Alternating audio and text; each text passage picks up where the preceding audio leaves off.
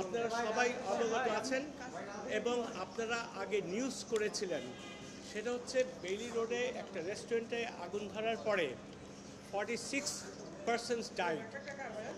200-র উপর লোক ট্রিটমেন্ট করেছে এই বার্ন্ট ইউনিটে। যে তাদের অপরাধ কি? ওখানে একটা রেস্টুরেন্ট ছিল, সেই রেস্টুরেন্টে যে ওরা ফ্যামিলি মেম্বার নিয়ে তারা ডিনার করতে গেছে।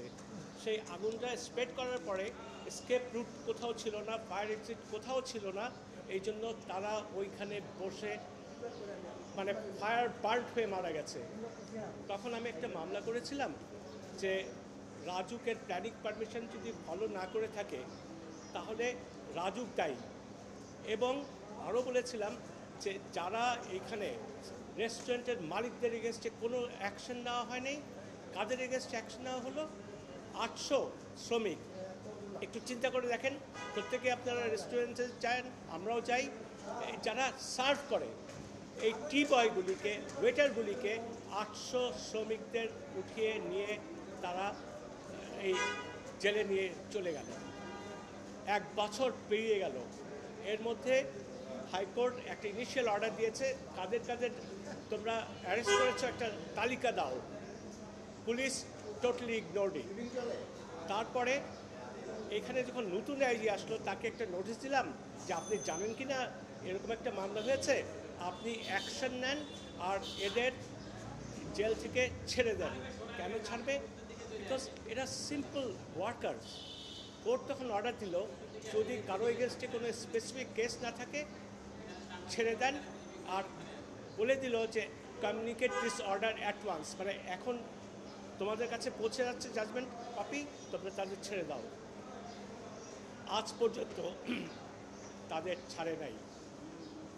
সেপ্টেম্বর মাসে তাদের এগেনস্টে জাজমেন্ট দিয়ে দেওয়া হয়েছে, কমপ্লাই করে নাই।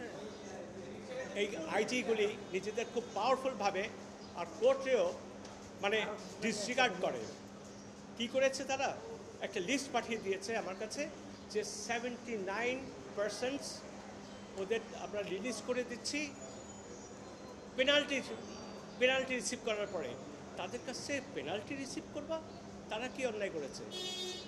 তাদের উঠিয়ে নিয়ে গেল পেনাল্টি, আর 79%কে রিলিজ করে দিয়েছে। তারপরে বলেছে যে 800 যেটা নিউজ পেপারে বেরিয়েছে বা মিডিয়াতে বেরিয়েছে, ফিগারটা কিন্তু 800 না। তাহলে তোমরা বলো 800 না তো কত?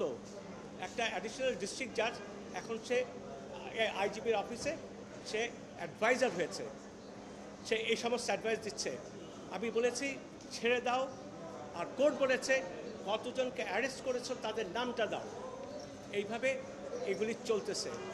এই মামলাতে আমি লেবার অ্যাডভাইজারকে পার্টি করেছিলাম, ল মিনিস্ট্রিকে পার্টি করেছিলাম, কারণ এদের দায়িত্ব, আর হোম মিনিস্ট্রিও এখানে পার্টি করা আছে। এরা কি করতেছে? বসে বসে লম্বা কথা বলে, হিউম্যান রাইটসের কথা সারা দুনিয়াতে বলে বেড়ায়। আমাদের দেশে হিউম্যান রাইটস এস্টাবলিশ করতেছে, আমি ওদেরও দেখে নেব। একদম প্লান্ট ওয়ার্নিং। ঠিক কোনটা? আজকে বলে কন্টেম্প রুলিশ করে দিয়েছে ওদের এগেনস্টে, কিন্তু আইজির এগেনস্টে এক্স্যাক্টলি ওটা এখনও অর্ডার আপনাদের দেখতে পারবো না, কিন্তু রুল ইস্যুইং অর্ডারে আইজিপি থাকবেই।